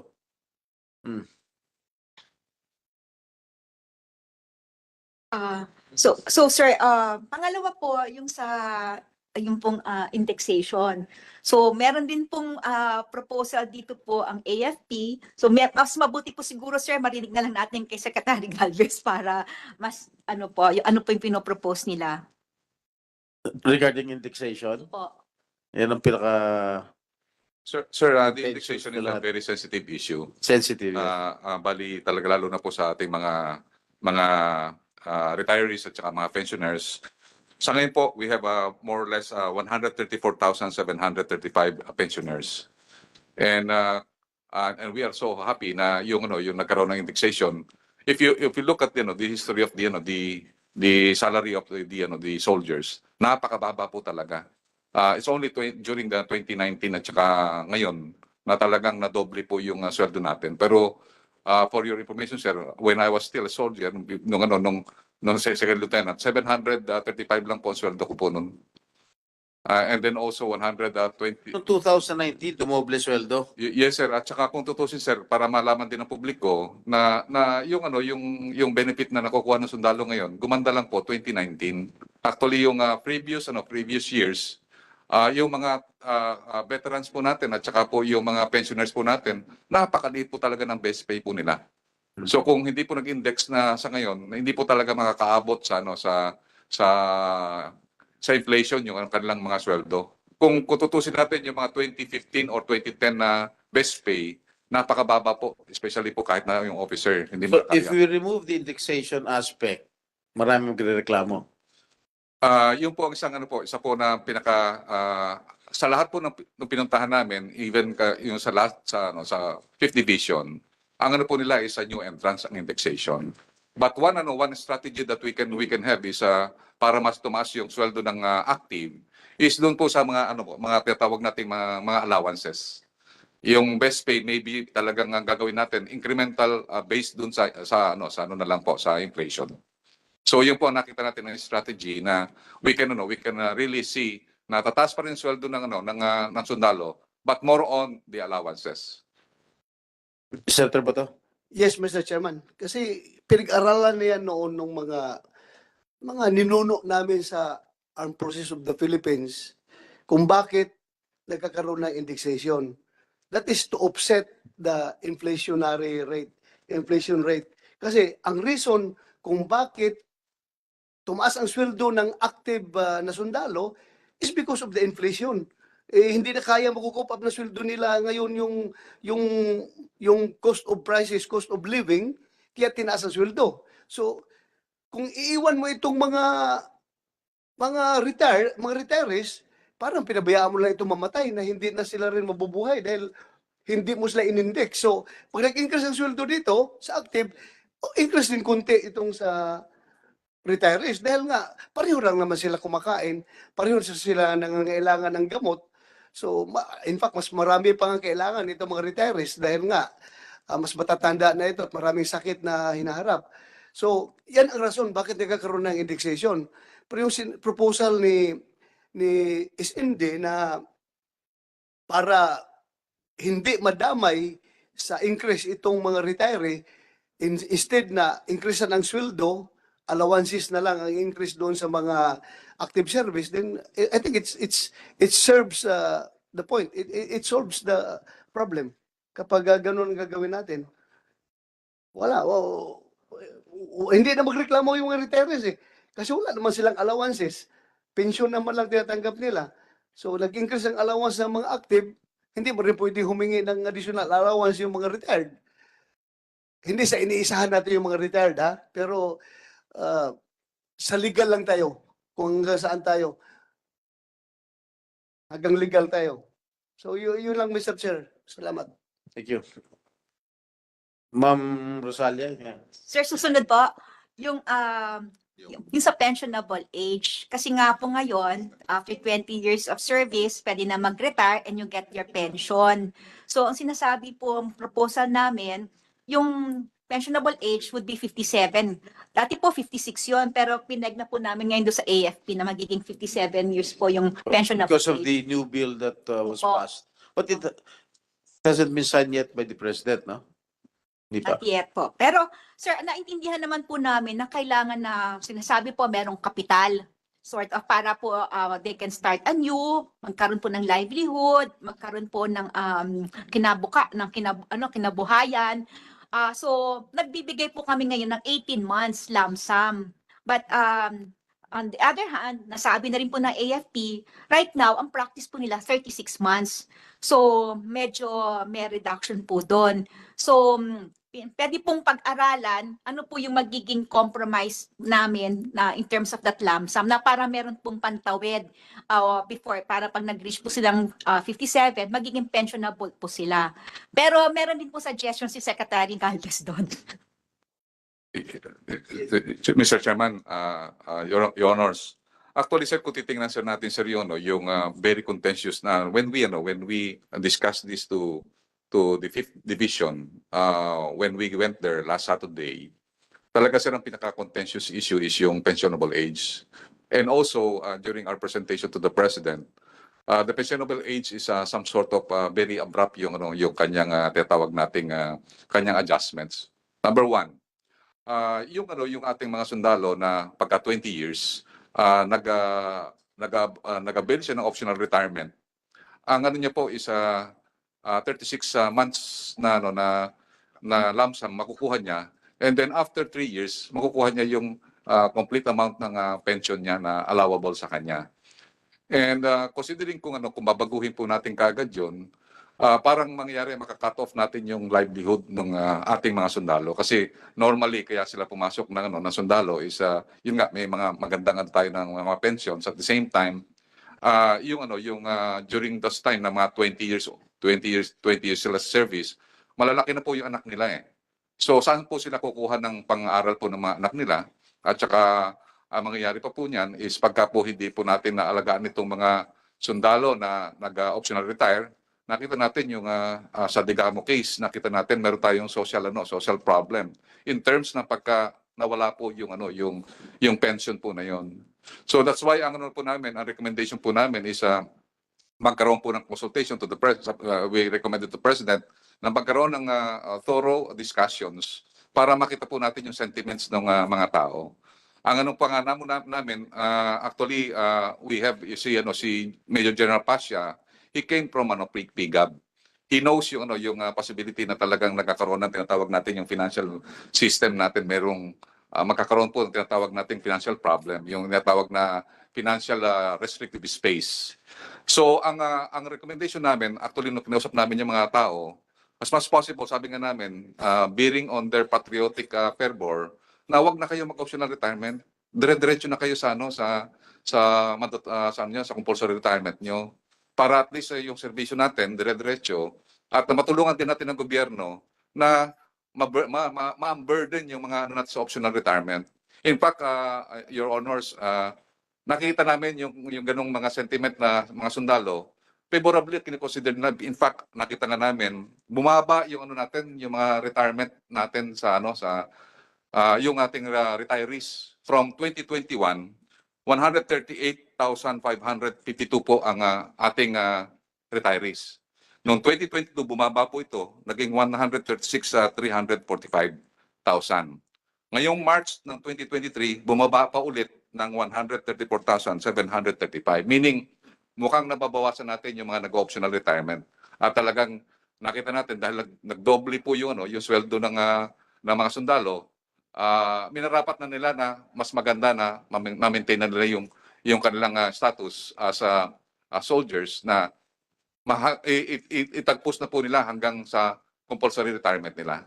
So yun po ang ginagawa po namin sa Armed Forces ngayon, na yung management system din ng finances natin, na we recognize yung current problem, and in solving those problems we can also engage with our soldiers with the discussion na ma-minimize po yung optional retirement, and maybe we can also consider na yung acting optional retirement itaas natin 25 years or maybe 30 years ng optional retirement, so that we can offset some of the accrued liabilities natin on having yung optional retirement.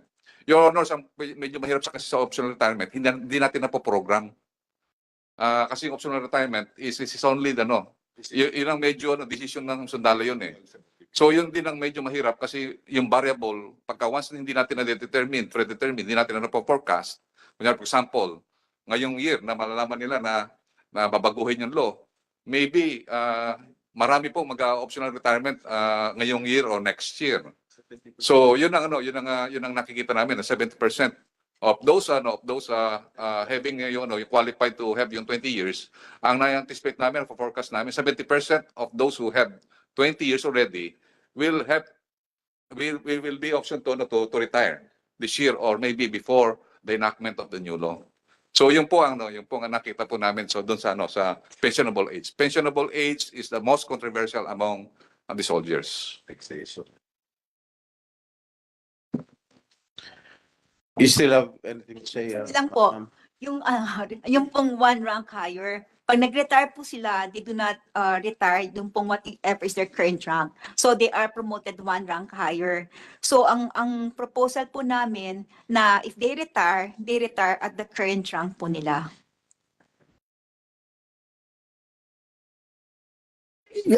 Mr. Chair, yung one rank higher, parang kuwan lang yan eh, parang wala yan, parang premium yan sa isa nag-retire eh, na one rank higher in terms of pension. Parang nga nagpasalamat ang gobyerno sa kanila, sa kanilang serbisyo na ginawa, at nakarating sila sa panahon na yan ng retirement na hindi sila namatay. Kaya parang ganun ang justification niya, Mr. Chair. So is proposing to delete that one rank higher? So they will retire at the current rank. Or this is only applicable to new entrants? New entrants only? Or active? Pati active. Sa amin po, sa kanila po, I think new entrants lang. Sa AFP? ASEC? Mr. Chair, good morning. Actually, Mr. Chair, the enactment of 11709 already saw the deletion of itong one rank higher on the part of the AFP, but it was only limited to new entrants po.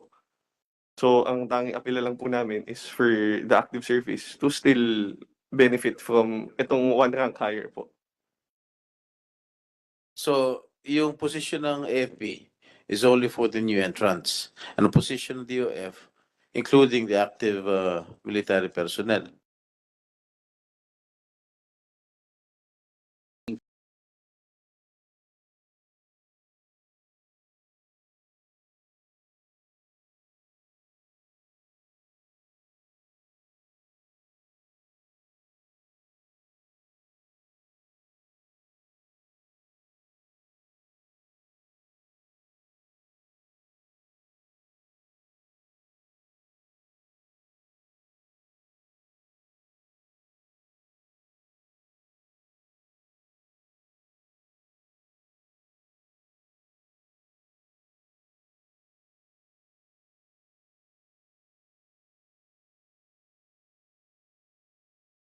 Increase ng mga nag-o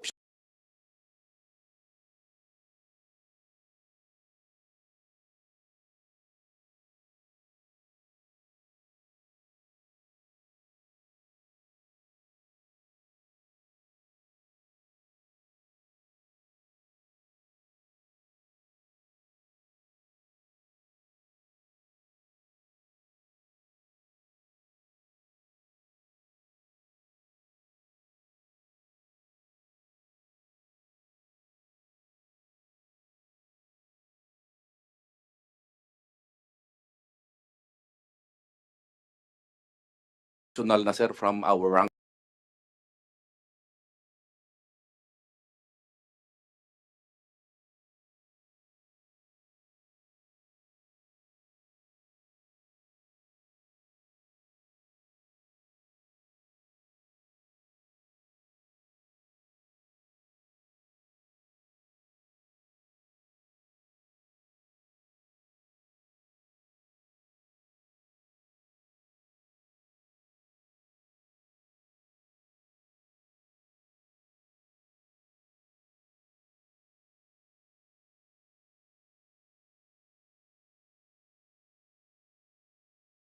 Ranks 65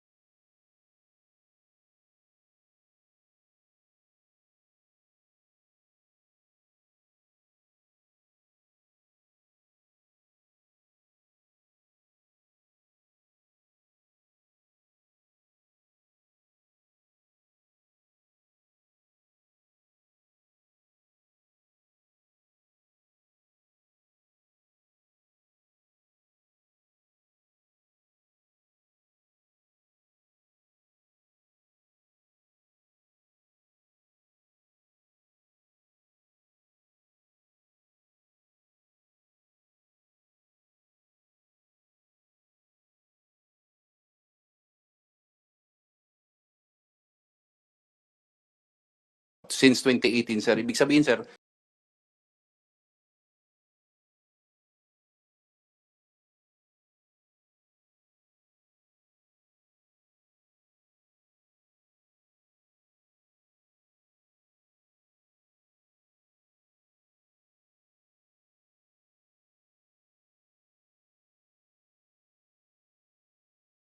marami na ang lumalabas sa amin dahil natakot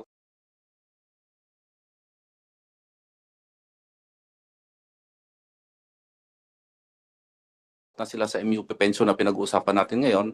At itong mga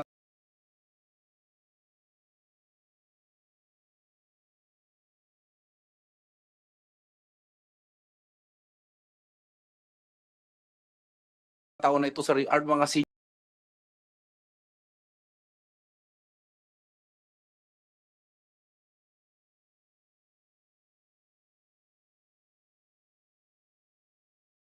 senior officers and senior PNCOs, sila yung mga nag-schooling na, may training na, may mga wisdom na sila, sir, sa pagpapatakbo ng organization natin. And then, we are hemorrhaging with our senior PNCOs because natatakot po sila, sir.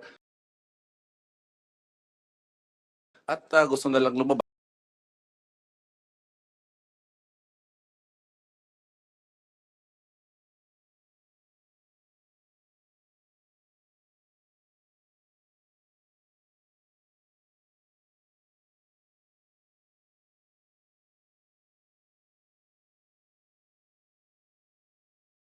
To avail of the old pension law, sir.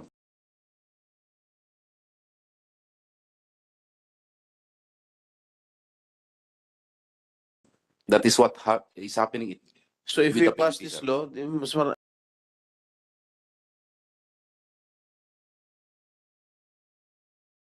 you are expecting a higher percentage. Yes,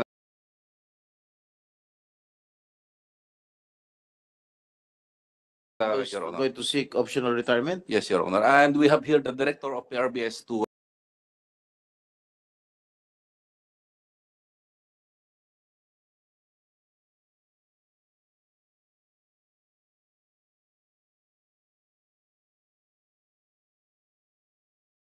because they have the data, sir. And that also applies to the AFP, not only the PNP. Sir, good morning. I am Police Brigadier General Nino de Pedrobaya, the Director of the PNP Retirement Benefits Administration Service. Secretariat, if can you show the statistics? I would say, sir, that we have a very revealing data as regards to the PNP personnel who availed optional retirement, sir. From 2018 to 2022, there were a total of 18,000 who retired. Out of these 18, Optional retirement. hindi sir, retired sir, both compulsory and retirement. Out of that, Retirable because of age. yes, yes sir. Right. Both sir, out of these 18,000 sir, 12,000 availed the optional retirement, sir. What?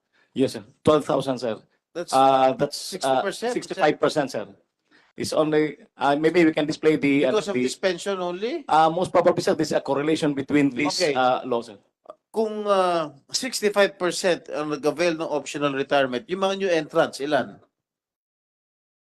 Sir, hindi namin na ano yung about mga. Yes, sir. Ano? Yung mga recruits natin, sir, we have an average of at that time, sir, we have an average of 1,000 recruits per year, sir. Meaning the optional retirees cannot, the recruits cannot compensate the number of personnel who avail optional retirement, sir. On the part of the armed forces, ilan yung doon sa PNP raw, 65% nag-optional retirement. Out of 18,000 of those who retired, 12,000 of them availed of the optional retirement. What about the AFP? Do you have any statistics? Sir, we have statistics on the optional and compulsory retirement. For 2018, we have compulsory retirement of 591. For optional retirement, 2,866. For 2019, compulsory, we have 534. Optional, we have 2,766. Ibig sabihin, bumaba pa po, sir. Then 2020, compulsory, 553. Optional, 2,553. 2021, compulsory, 501. Medyo tumaas po ng, 400, naging ano po tayo, 2,916. And then 2022, compulsory, 444. So optional po, naging 3,224. So yun po, medyo umaangat po yung ano natin. How many percent? Sec, if you can compute. We will compute, sir, yung we will submit the report. But for now, sa 2023 na more or less one quarter pala po tayo, meron na po tayo 970. 2020. Mr. Chair, Yeah. it's very revealing that this impending passage of this new law that we are proposing right now is resulting to brain drain as far as the MUP is concerned. Talagang brain drain ito, hemorrhage ito ng utak ng ating MUP, Mr. Chairman, dahil 65%. Itong mga tao na ito, they are all highly trained, experience-wise, talagang experience na ito. Tapos, hindi ito 1:1 eh. Kung mayroong isang senior officer o senior PNCO na mag-retire sa PNP, hindi ito equivalent sa isang new entrant na isang patrolman na papasok. Dahil nga ang investment na nailagay dito, training, experience, lahat-lahat ay hindi po 1:1 ang ratio. So this is something to think about, Mr. Chair. Thank you. Senator Bato. General Rodriguez. Yes, sir. I'm Police Major General Robert Rodriguez, sir, the Director for Personnel and Records Management. Based on our record, sir, when the first MUP bill was discussed in 2018, the average, before 2018, sir, the average, the retirees who optionally retired in 2017 was only 1,300. It went up to 1,600 in 2018, but in 2019, from 1,608, it became 3,718 optionally retired. Isa sir ako sa pinakamatagal doon sa DP na na-assign. And I was the first one to notice this optional retirees increase, sir, which I brought to the attention of the then Director of Personnel, who is Police Major General Cubo, sir. What do you think was the reason why? Because of the issue of Yes, sir, pension? because at that time, there was a discussion on the diminution of retirement benefits, especially yung sa leave credit, sir. Leave credits at that time was to be reduced from, yung i-enjoy mo, sir, pag nag-retire ka, it's around 800 days ang leave credits mo na pwedeng, ang maximum mo na pwedeng enjoy, 800 plus, maximum ka lang, sir, ng 300. So, malaki, sir, yung baba nung magiging benefit mo pag retire mo. That's why it was one of the main issue na so naging 3,000, sir, noong 2019, but nung nag-die down, sir, yung MUP bill, bumaba din, sir, nag-2,100 in 2020. And in 2021, sir, nag-2,500 din, nag-increase siya ng konti. Then in 2022, nag-2,651. 2,600, sir. So, pag yung bill na bago ngayon, sir, just in case na magkaroon din ng ganong mga kwento na magbababa yung benefit, baka magkaroon, sir, din ng additional, mag-optional na, sir. In fact, ako, kung medyo nakita kong medyo disadvantageous, sir, yung kwan, baka mag-optional na, sir, ako. That's all, sir. Thank you. Hindi naman naapektuhan yung performance ng police force sa pagdami ng mga nag-optional retirement. Probably, sir, may konti, pero sabi nga, sir, pag ang nag-re-retire are senior officers, or senior PNCOs, nandun yung skill sir eh, sila yung nagme-mentor eh. Sila yung nagme-mentor Ilan- ng mga Doon sa mga nag-optional retirement sa PNP, no? Ilan percent yung mga general, mga... Yes sir. Actually ang malaki sir is PNCOs. From PEMS sir, yung pinaka-senior na PNCOs for 2010 to 2022 ang nag-retire po sir is 2,900 na PEMS. Tapos yung ang next higher sir is 831. Then PSMS sir is 1,155. Yung sa mga sa mga officers sir kukunti lang. It's around ang lieutenants 711, captain is 339. So hindi siya umaabot sir ng by hundreds lang sir yung sa officers, but sa PNCO sir it's by the thousands.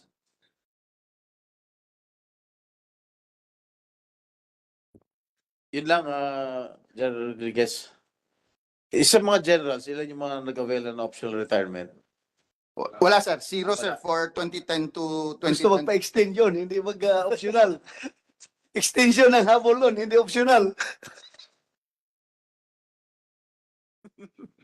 On the part of the armed forces naman, ilan yung percentage ng mga generals na nag-avail ng optional retirement? Wala. Definitely, Sa wala, baba. wala siya sa ano lang sa mga more or less mga PNCOs po. Okay. We will refer everything to a technical working group first, no? Before we submit a committee report, kasi this is quite controversial. And may I request that the MUP agencies to submit to before this committee yung updated information in the respective personnel to allow the conduct of new actuarial study by the GSIS with regard to the MUP pension reforms. No? I understand it is also the GSIS who conducted the actuarial study during the previous Congress. Can the GSIS please assist this committee in updating the actuarial study? Mr. Chair, before GSIS, can I say something? Yeah, okay. Yeah, Mr. Chair, I would like to recommend to all the agencies involved. Pag dating sa technical working committee, sana ang ilagay ninyo talaga dito na membro sa technical working committee ay yung nakafocus talaga dito dahil ayaw natin magkakaroon ng sisihan later on. Baka magpadala lang kayo dito na kung sino-sino, nagpapalitan pa, hindi nakafocus dito. Kung sinong available, yun ipadala. And then afterwards, next meeting, iba naman ipadala. So walang continuity sa ginagawa.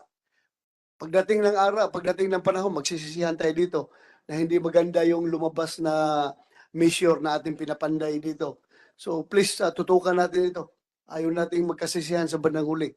That's all, Mr. Chair. Thank you. Thank you. Mr. Keiko, can you please assist this committee Yes, Mr. Chair, regarding if I may the share, actuarial study? if I may share, we already sent a request letter on 2 items, the data as of year-end 22 and the historical data to determine attrition. It was sent by Treasurer De Leon last April, and we made the follow-up letter this May. So we're just waiting for updated data from the different agencies. And just one more item, Mr. Chair, if I'd be allowed to. Yes. We found out that in the course of our studies that there are different schemes for different agencies.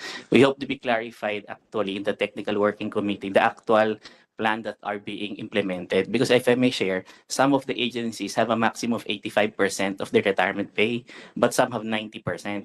So there are different benefits across agencies. And in the technical working group, we hope to be advised of their actual practice. Thank you.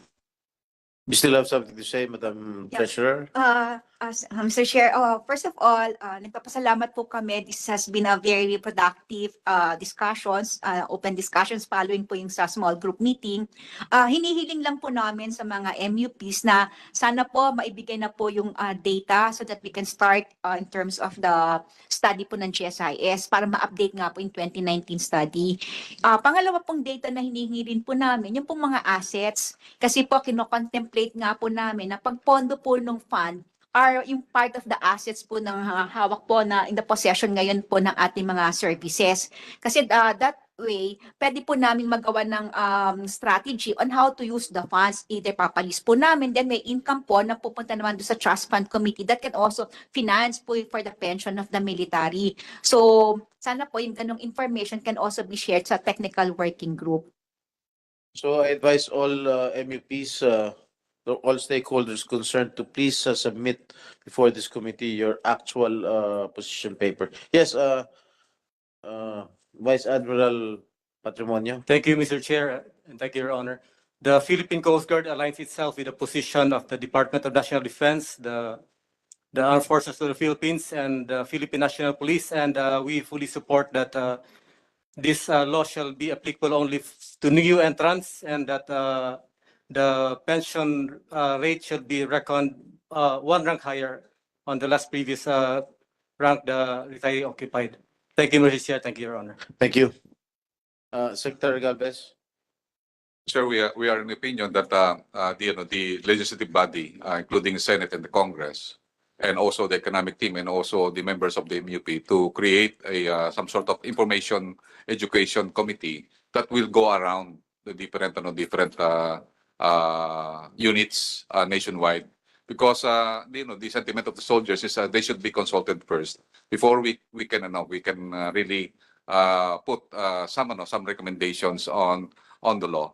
And I believe that's also the position of our president, that we need to consult our soldiers and our PNP and also our MUP so that we can get the sentiment, so that we can have some sort of common ground. Because also, as we all know, the uniformed services, including the armed forces, the PNP, Coast Guard, we are more than willing to help on really to address this impending fiscal crisis. And we are with our treasurer that we can create a team that will maybe amend the proposal of the economic team that will be very acceptable to all and very fair and very scientific in terms of really putting on the interventions that we can be acceptable to all of the MUPs.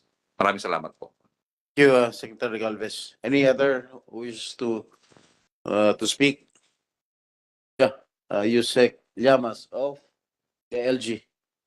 Ganun din po yung pakiusap po ng aming kagawaran sa Bureau of Treasury, Department of Finance, na sana po ay magkaroon ng mga town hall meetings po dito po sa PNP, sa BFP, para po maintindihan po ng mga lahat ng rank and file kung ano po itong pinag-uusapan.